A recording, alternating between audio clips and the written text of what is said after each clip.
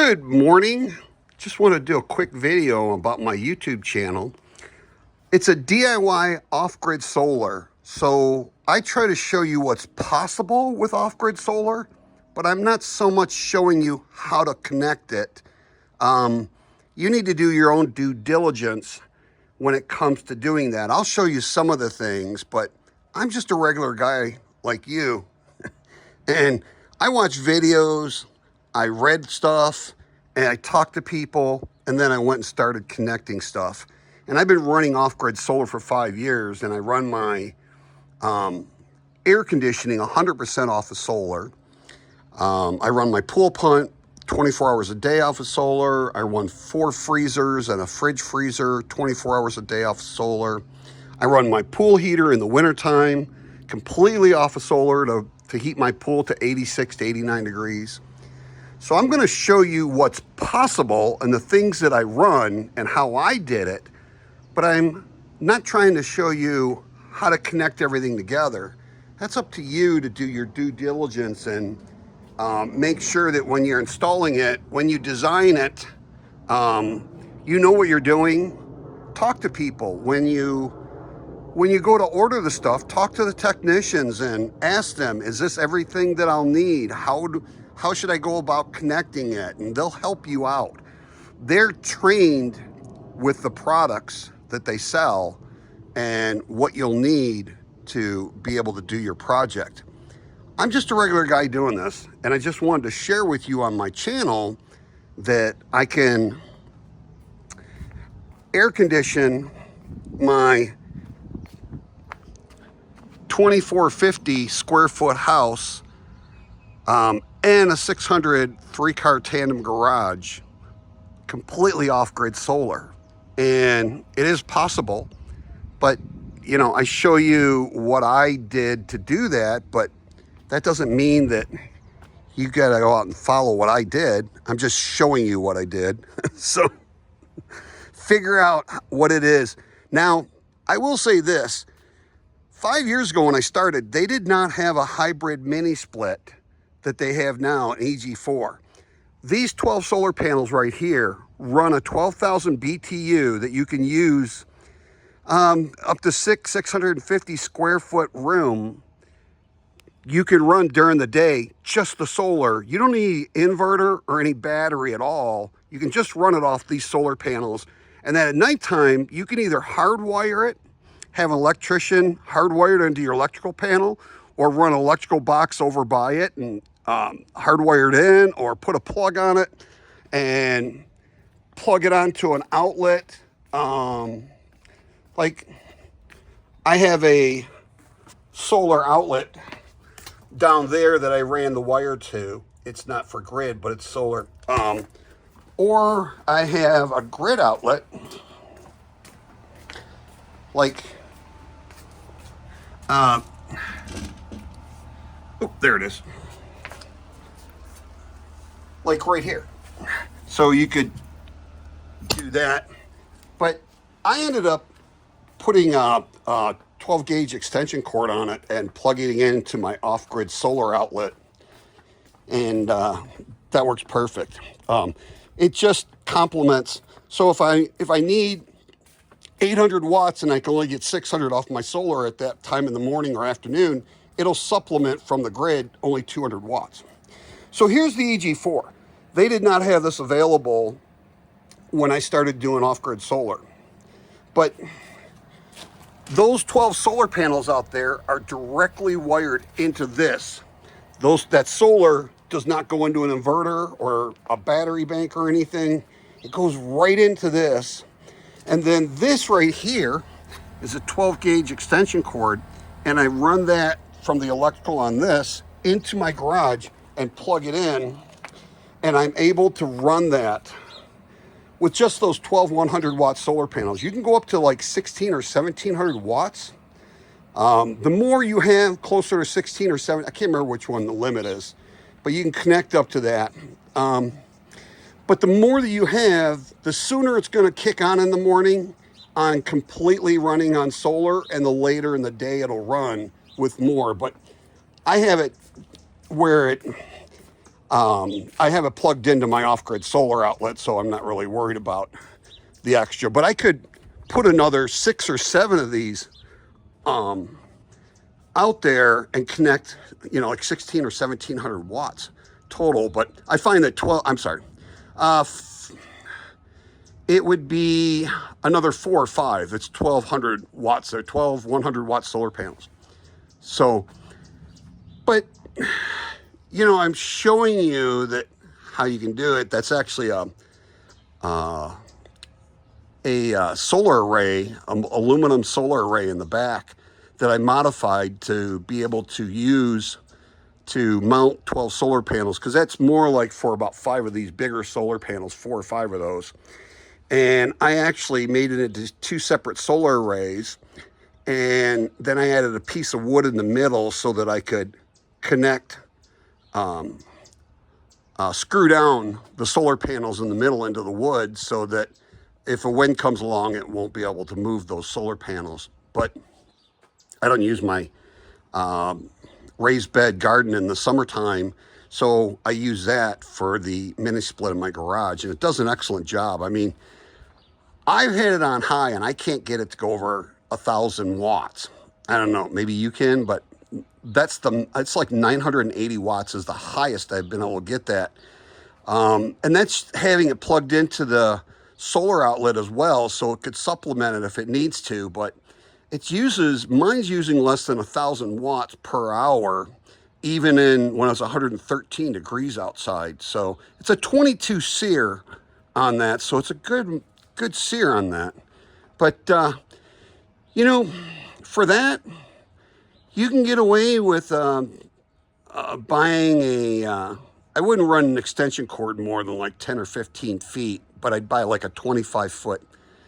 If you can find 15 foot, but I'd buy a 25 foot 12 gauge extension cord to run from my condenser unit on the outside mini split to run to like a grid outlet. But I would make sure that I would almost like this. I put this on my wires just recently and stuff like that. It keeps them from getting damage from the sun, and I have it going back there. Or I use this flexible conduit to keep the solar wires from getting exposed. But I would use that, more the flexible conduit for the wires running from the solar panels over to the mini split. But I also use that foam insulation. You can use it for pipes or for HVAC lines. I use that like here to kind of keep this covered so that the lines stay out of the sun. They're not in direct sun. Same thing over here with the wires, and this wire right here is it's not that big of a deal. But this is actually a DIY manufactured. It's designed for you to connect. There's no special tools needed. I believe the refrigerant comes in the lines, and it's on this one it was a R410A, and you actually connect the lines. And when you connect the lines, when you go to open up the valves on the mini split, it'll actually release the refrigerant into the lines. You don't need a gauges or a vacuum pump for this. So this is actually DIY. That was not DIY. I needed gauges and I need a vacuum pump to pull a vacuum on that, because the lines on that, when I opened them up, I think there was like 16-foot line set on that one. And I think this is 16-foot line set too. But these were not sealed.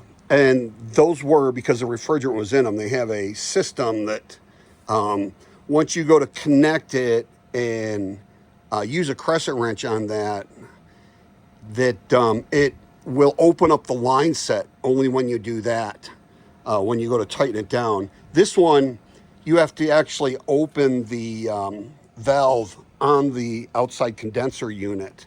So you got to pull a vacuum on those lines in order to get the contaminants out and the air out, because those will keep your mini split from running. They'll either run inefficiently, or it could shut it down because of contaminants in the lines that get into the refrigerant and that. So you're gonna have problems with that. That's why I like this. You can buy this. These are like 12 or 1,400 and some dollars right now. I got mine when it was $12.99. But they're 14 something right now. Then the wire, you can buy wire from them. You could buy like a 50-foot or 100-foot thing of wire from them. And then you can buy the solar panels from Signature Solar. I actually have a coupon code in my links for $50 off of a purchase of $500 or more that you could use. And you can connect this thing in one day. The instructions are pretty easy. You're going to need a hole saw that's like 3 inches to go through your wall.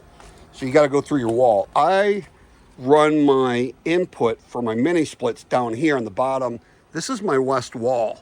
If I put that up there where the mini split heads are, during the afternoon, after like 1 o'clock, that wall is like 180 and 190 degrees. But on the inside, it's room temp, whatever. If my garage is at 70 degrees, that's going to keep that running much more efficiently. But if these are going up the wall, first of all, that foam that they have on them, like this one over here, after a couple of years, if you have that foam on there, the sun will completely destroy it. It'll destroy this probably in about 7 to 10 years, the foam I have on there now. I bought that at Home Depot or Lowe's. But you can buy a line set cover too that's plastic that mounts on the wall. You can put the line set inside of it and then mount it on the wall. It looks aesthetically nice. It keeps it shaded a little bit better. And then you can actually paint it the color of your wall so it wouldn't look that bad at all. You can buy those at eBay, Amazon. Pretty easy to find. But for someone that's looking to get off-grid solar to start out, this is the way to go. For like $1,400, I can't remember, it's like maybe $1,449. Those 100-watt solar panels I bought for 50 some bucks each. You know, the wire is basically about a dollar per foot. That's per red and black per foot together. And I actually bought used solar panels. These are used solar panels up here. Most of my panels, these are used solar panels on the shed here. Those are used solar panels over there. Those are used solar panels over there. Those are brand new bifacial, 400 watt to 500 watt. I got used solar panels on there, but I don't use them this year. I don't need to. I have enough other solar arrays. But I had these for the summertime because that's when I really needed the solar for the air conditioning. And then I got other used solar panels. But you can use solar panels. I ended up getting those 330 watts for like 30 bucks a piece. These are 250 poly panels. Those, if you have a little bit of shade, are going to do good. They're not going to really kill your output because there's some shade on them. All of those are mono panels over there. So they do pretty good during the shade, but these do horrible with shade on them. So these are poly panels. I was paying like $18 to $38 a piece for these when I first started like 5 years ago. And these are great, long-lasting used solar panels. They'll get some discoloration in here like that. But, and you know, over here, that's from moisture getting in there, but it really doesn't affect the production. I still get just as good production out of this as I do out of one that doesn't have any intrusion at all. So they seem to work really well.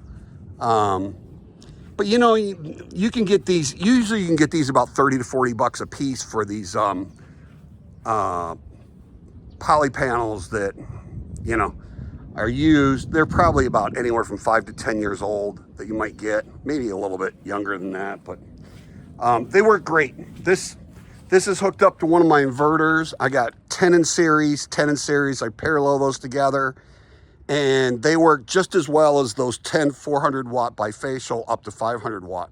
So I get almost the same output. I just had to buy, I actually had 24 of these connected, but now I'm down to 20. But there's actually 24 solar panels in this array. But those 10 do better than these 24 solar panels combined. So, you know, you can, if you don't have a lot of money, buy used solar panels, and they're pretty much available all over the place. You can pretty much get a deal on those. But the new solar panels have come down so much in price that, you know, you can get a good deal on those. I mean, you can get 400 watt solar panels for, you know, maybe 120 bucks. So if you got 400 watt solar panels, you could probably use 4 of those. That'd be 1,600 watts instead of those 1,100 watts. You could use 4 used solar panels or 4 new mono solar panels. I'd suggest mono if you have any shading issues at all. If you have an open yard like I do, you don't need to worry about it. But, you know, if you have a little bit of shading, you want to go with mono, definitely. And they do better when it's raining or when it's really cloudy out or foggy out. They'll do much better than these polys. But that EG4 mini split comes in a 12,000 BTU and a 24,000 BTU. And I have links in my description for that. And like I said, I have a coupon code for $50 off a purchase of 500 if you want to use it. And that's the best way to go to start out with off-grid solar. Most people want to do air conditioner. They don't know how to hook up the inverter, the batteries, the breakers, all the stuff. This is so much easier. You take the positive to the negative from one solar panel to the next one, and you go around. I want these 6 right here, and then this top 6 over there. So I had my either negative or positive on the bottom one, and then the opposite one. If it was the negative on the bottom one on this side, it was the positive. If it was the negative on the top one there, it was the opposite on the bottom. So you just run 2 wires all the way to your inverter, your condenser unit outside. And that's probably like a 80-foot run from there. And I buried it under here. It came through. I have it up here. But then I go under this and it goes back there to the mini split back there. And those things work great. I mean, they really put out some nice cold air. So, and these things are really built nice. I mean, I really like them. This is a Hessier 18,000 BTU. This thing, like I said, you need gauges. And if you're not experienced with it and you don't know anything about it, if you have the gauges and you get a vacuum pump, it might be like 200 bucks or less on eBay or Amazon to get that stuff. But then you're going to need, like, I use Loctite on the threads. It's like almost like a honey in a little bottle about this tall. And I put it on the threads there to keep the refrigerant from leaking out. And it's done a great job. I've installed like 15 mini splits and I've only had one that I did not have any of that. That was the only one that leaked. So it does a really good job of keeping these things from leaking. These things are going on 5 years old, and like I said, I only had one that I had to add some refrigerant to. But the other 14, and that was only because I disconnected it. I was going to install a different one. And then when I reconnected it, I didn't run a vacuum on it. And I put it back together. So it ended up running. It was it was in the winter time, and I really didn't use it that much. But when I went to go run in the summer, I noticed it wasn't putting out cold air. And when I checked, it was like 110 PSI, and I needed to get up to about 145 PSI on my gauges for the low side. And so I added a little refrigerant to it, and it runs fine now. It puts out like 35 degree air. So, but that I had to mess with a vacuum pump and gauges. This I did too, but this I didn't. I didn't need any vacuum pump or gauges. This was completely easy. So these are like $14.49 by 100 feet of 50 or 100 feet, whatever you need of the wire. You buy your solar panels. At 50 bucks a piece for those 12 solar panels, you're talking $300. No.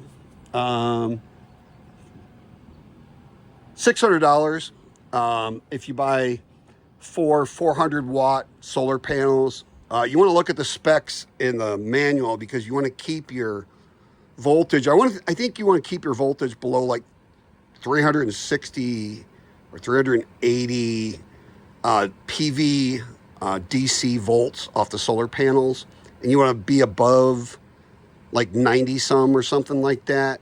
So it's got to be between like 90 and like 380, somewhere around that range. You have to look in the manual and see exactly.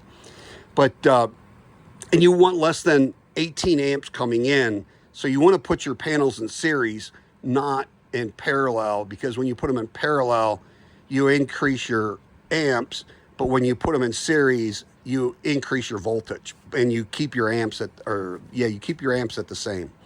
So this unit is extremely easy to do. I went and bought these pavers. I put 2 of them down there. They're like this over there. They're about this big right here.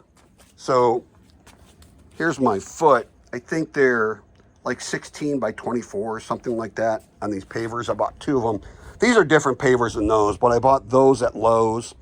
They had those. They were like $6 or $7 each. And I wanted to make sure it was on a nice flat surface. I still need to mount these down. These are mounted over here.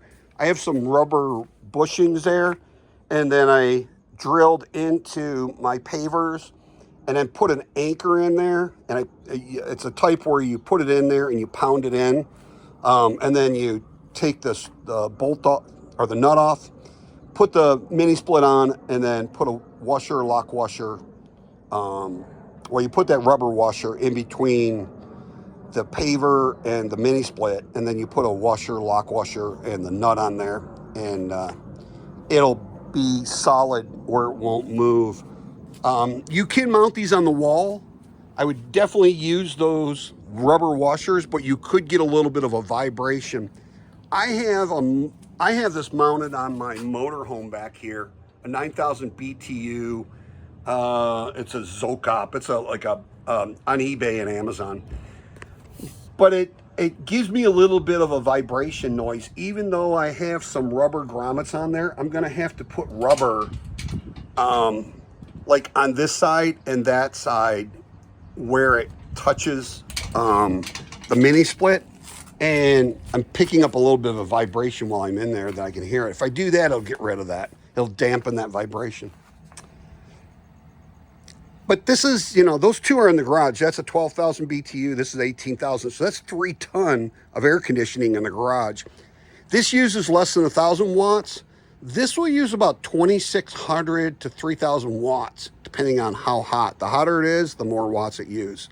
So between those 2, you're talking like around 4,000 watts that I would need to run those. So 2 EG4 3 kilowatt off-grid inverters would give me 6,000 watt output, and it would be split phase. This is 120 volt. This is 230. So I could run both of those off of 2 of those EG4 3 kilowatt off-grid inverters. Those are on the link in the description as well, and you could use that $50 off coupon for that if you wanted to. And those come with a breaker for the battery. They come with a 6-foot black cable that runs from your inverter to your battery, and a 6-foot red cable. It comes with communication cables, so that if you want to hook up, connect from your inverter to your battery, you can see what your state of charge is and how much your battery's charged and how much it's charging. You also get communication cables, so if you want to put them in parallel, you can parallel them at 120 volts, and you can set it at 110, 115, or 120. Or you can put them in split phase where you have like 120, 240, and you can set your split phase at 220, 230, or 240 volts and the inverter of what you want your output to be. And so you could run 2 of those mini splits right there, that 18,000 BTU and the 12,000, or you could even run 2 of those 18,000 BTUs off of that 2 inverters, those EG4 3 kilowatt off-grid inverters in parallel split phase, but they have a 24,000, a 2-ton hybrid off-grid solar like the EG4 there, it's instead of a 12,000, it's a 24,000, and I think it can do between like 1,200 and 1,600 square feet for a 2,000 BTU. And I know that 18,000 does 1,000 square feet. So you go from 600 for a 12,000 BTU to 600 square feet to 1,000 square feet, from a 12,000 BTU to an 18,000 BTU. So that's 400. So yeah, you should be able to go about another 400 going from 18,000 to 24. So it just depends on the design of your house and everything. But on that one, the 24,000 BTU, I think you can connect like 2,600 watts. Well, these are 330 watts. They're 5240 for all 16 of them. So they're around 2,600 watts. You could have this solar array right here, these 8 solar panels connected in series. So this one's connected to that one, to that one, to that one, to that one, to this one, to this one, to this one. And you would either have the positive coming out of that one and the negative out of this one, or the positive coming out of this and the negative out of that. So, and then you just run your 2 wires over to that EG4 24,000 BTU. But the problem with that one is you're going to need to hook it up to split phase. So you'd have to have 230 coming out to that in order to run that off grid or on grid. So, you know, the 12,000 BTU, you can plug it right into a regular 110 volt outlet on your house that's grid. Or you can hardwire it, or you can run a hardwire over by there, by the outside condenser unit, and then hardwire it from the condenser to where you just put a junction box. I mean, there's a lot of options. So, but I'm just showing you what I did. Now, if you want to do something, figure it out, but use my example that you know you can run a 12,000 BTU, a 18,000 BTU mini split. And I also have over here 2 more 12,000 BTU mini splits. So here's my pool pump I run 24 hours a day. Here's another, this is a premium upstairs. That's the upstairs mini split in that bedroom window up there. It goes to the master bedroom, and the master bedroom goes from here all the way down there, and that one mini split keeps it cold.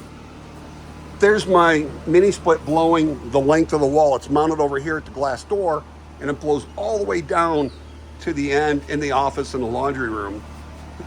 It's about a 48-foot run, and it's probably about 12 feet wide, the area that goes through. That's a 17,000 BTU pool heater, 127,000 BTU pool heater. I can run that in the wintertime. I can run both those in the wintertime. Right now I don't run them, it's in the summer. This is a 3.5 ton for upstairs. I run that on my solar right now. This is a 4 ton downstairs air conditioner. I run that once in a while, but I usually run the 2 mini splits. I run 2 mini splits downstairs because it'll use half the amount of this. But if I want to cool the downstairs down real quick, I can either have this connected to the grid or to off grid. It just depends. And all I got to do is use a fuse pole to move between one or the other. That's how I did it. I'm not going to show you how I did it, but I'm just going to tell you I was able to do it that way. If you want to do it like that, you might want to get a hold of an electrician or whatever, but you know, you want to figure it out, do your due diligence, and make sure it's done properly and up to code. If you need to pull permits, you need to pull permits. If you don't, then you don't. But that's up to you to figure out.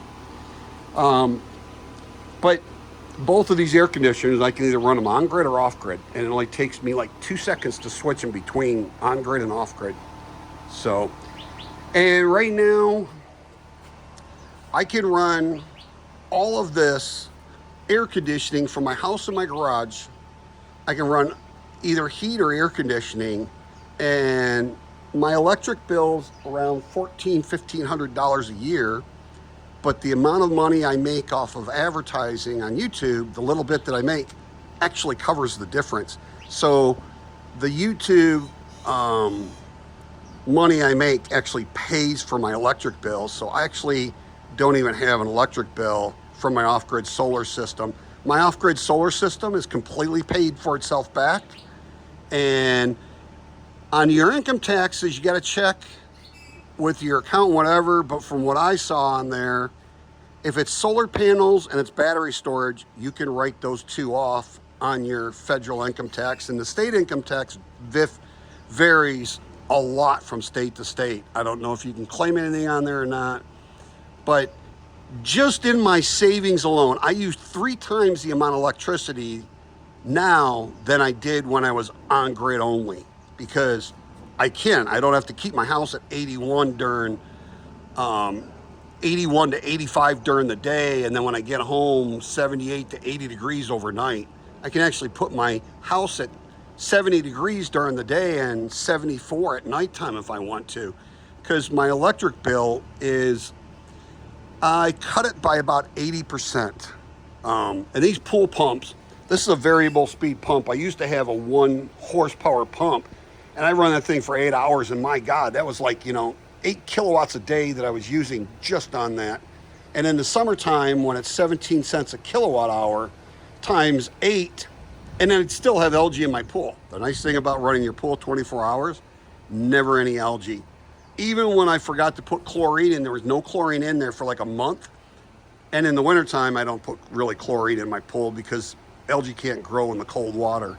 But in the summertime, when it's 86, 89 degrees where we like it, algae grows like crazy.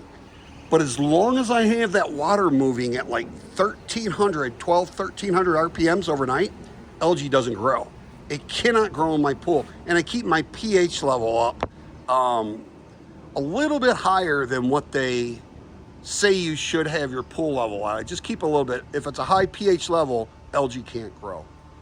So anyways, the nice thing is when you call, if you order stuff from my links, when you call and talk to the text will be able to kind of walk you through on what you're going to need to do to connect it, all the components you would need to buy. Like if you wanted to do that EG4 12,000 BTU or 24,000 BTU hybrid, they would be able to tell you everything that you would need in order to connect it if you tell them how you want to do it. And they'll be able to put an order together and let you know how much it is. Use the coupon code, get 50 bucks off, and call it a day. But they'll answer questions for you, because I'm sure you'll have questions if you're new to off-grid solar. That is the easiest way to start, because if you buy the EG4 12,000 BTU mini split, that's like $14.49, I think. You buy 100 feet of wire, maybe that's $100. You buy 4 solar panels at 125 bucks, that's $500. And then you're gonna have to run a cord. I run an extension cord like here for my mini split. This is actually my pool pump. I could do my pool at 120 or 230, and I chose to do it at 120. But this is one of my mini splits. It's a 12 gauge. I think that's a 12 gauge that I run from my mini split. So I have the plug on there that's weathered from being in the sun until I put this cover over it.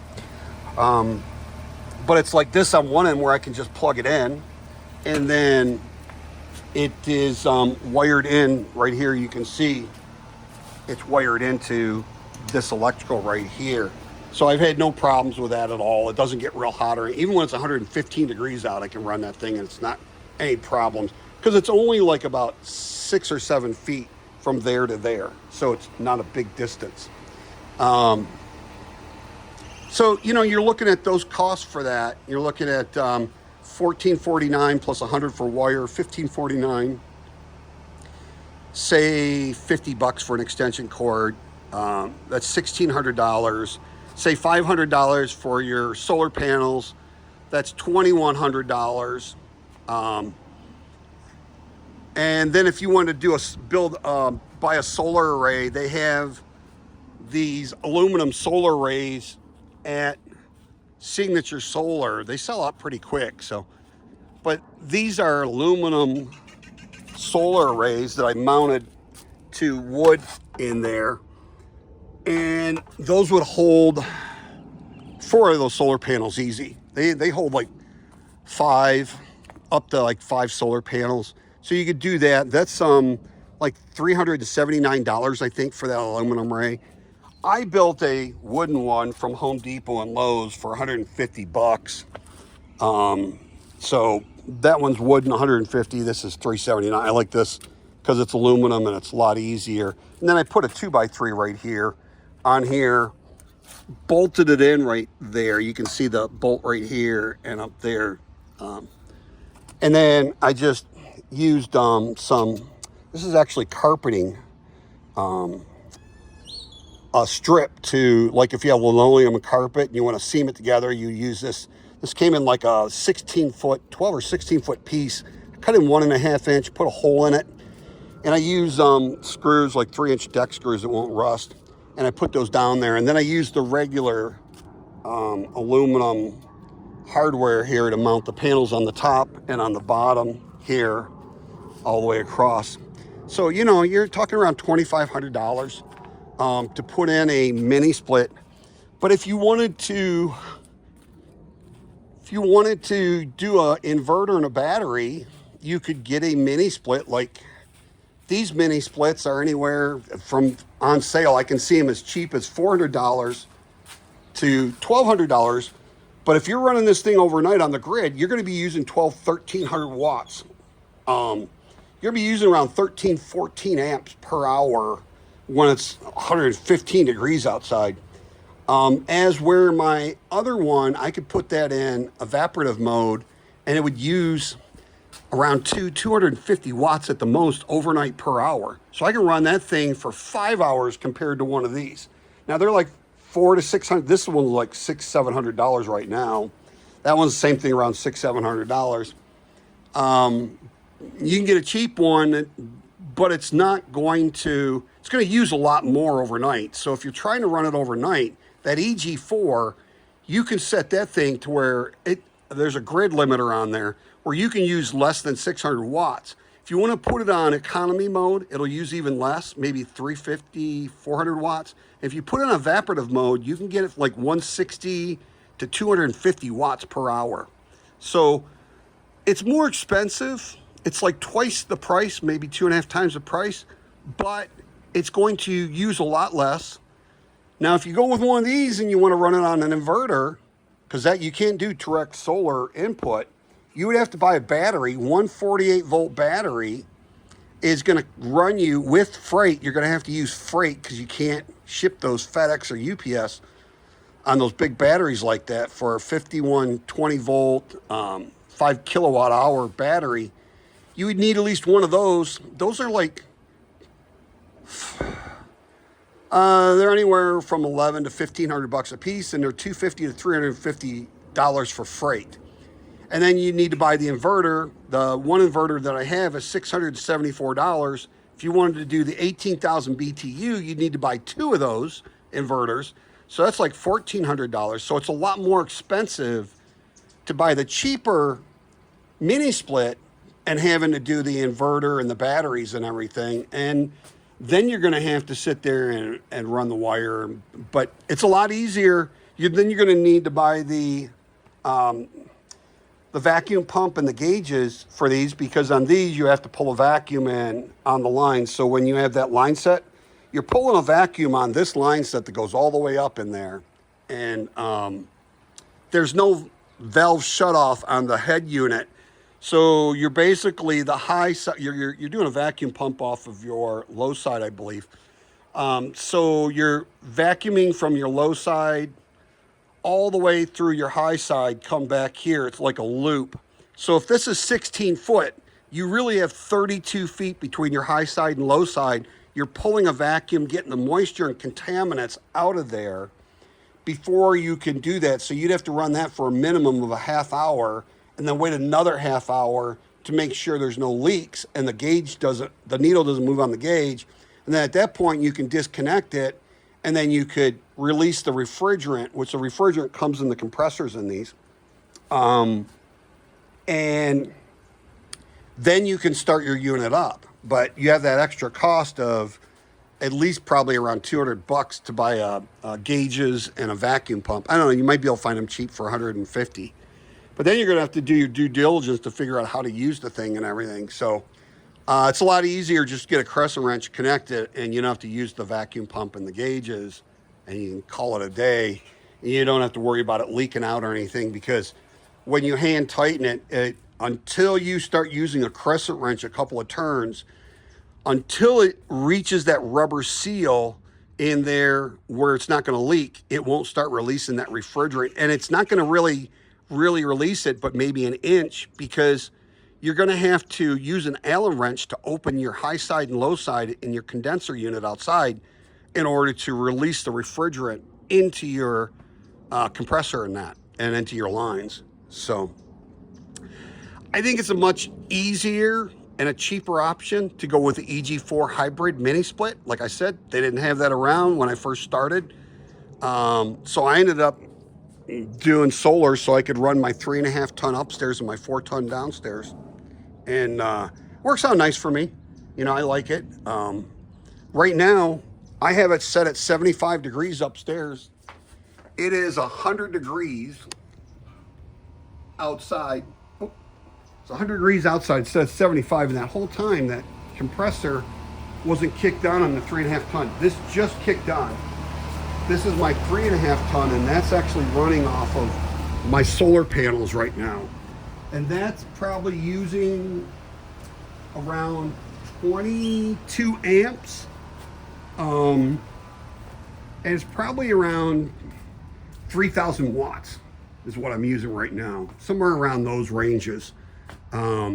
As where the mini split that's running right on the opposite wall here, it is probably using about 1,200 watts. And then I have another mini split over in the living room here that's using another 12. So that's 2,400 watts for 2 tons. And that 3.5 ton is around 3,000 watts. So it's only about 600 more watts to run that upstairs. And that's air conditioning my entire upstairs. This is just 2 mini splits. And if you have a bunch of bedrooms upstairs, the mini splits, you'd have to put one in each bedroom to cool down. So if you have a 4-bedroom like I do upstairs, you would have to put a mini split up there. And then I have a loft too, so you might need to put like 4 or 5. It was a lot easier for me to just get that 3.5 ton running so I can air condition upstairs. In fact, overnight, I only run the 3.5 ton upstairs. I don't run a downstairs air conditioner at all. And it was 113 degrees 3 or 4 days in a row last week. And I never, my downstairs, not running air conditioning, never went above 78 degrees without running any air conditioning for 12 to 15 hours. So that cool air drops in my house. I also did some things like on my bedrooms, between the bedroom door, the top of the door and the ceiling, I put like a 10 by 20 vent on both sides of the wall. So when it draws the air out of the room, when the bedroom door, because everybody closes their bedroom doors at night, when you close the bedroom door, it's closing the hot air at the ceiling. It's pulling the hot air from the ceiling out into the hallway to the return air past the thermostat. As where before, when the doors were closed, we had carpeting, and actually, with the carpeting, you would get a whistling sound if it didn't completely close off from the door to the carpeting. Sometimes there was no air returning from the bedroom because the carpeting was touching the door. So I had to actually take a little bit off the bottom of the door at the beginning just to get the airflow, and it was just coming on the bottom, and it would make a whistling sound. Now it's completely quiet, and you can see in some of my videos that I showed you those vents upstairs, and they work out really great. I mean, they keep all the rooms the same temperature when the doors are closed on the 4 bedrooms. So anyways, please like, share, subscribe, hit that notification bell. We'll see you in the next video. And if you have any questions, please don't hesitate to ask. And like I said, it is your due diligence to sit there and figure out if you need to pull a permit or not for off-grid. Everything I have is off grid. Nothing I have is connected to on grid.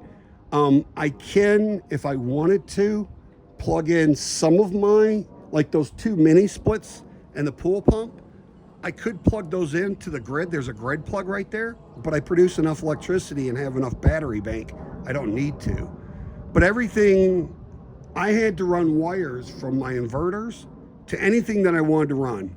And for me, that was like a 110-foot run from the west side of my house to the east side of my house. So I'm not using any wiring in my house at all that's connected to my grid power. None of that is being used. And I did that on purpose. I do not want to be connected to the grid. You can have grid assist where you could run grid if you don't have batteries. Well, you need at least one battery for a lot of these things, these inverters. But if you had just one battery and you wanted to run your air conditioning off the grid, it would, you could have grid assist where the sun goes down and it'll start supplying and charging your battery and running your air mini splits or air conditioner off the grid. So you can do it that way, but I don't even have it hooked up that way. I don't even have any grid hooked up as grid assist. It's just completely off grid. So, and the nice thing is the way that I built these, I built them all with screws. I could take this thing completely apart. I could probably take me 2 days, maybe 3, to disassemble this, take it to a new house. If I sold this house and moved to another house out in the country or something, I could take it, disassemble it, and completely put it up over there, patch the holes in the walls, call it a day. And I'd leave the pergolas, but I'd take the solar panels. But I definitely would not leave any of this off-grid solar. I might leave the mini splits, but I wouldn't leave any of the off-grid solar here. I would take it with me. And it's very easy to disassemble. I mean, it's all used with screws and bolts. So that's it. Like I said, please like, share, subscribe, hit that notification bell. If you have any questions, let me know. Coupon code and links in the description. Have a truly wonderful and extremely blessed summer. See you in the next video.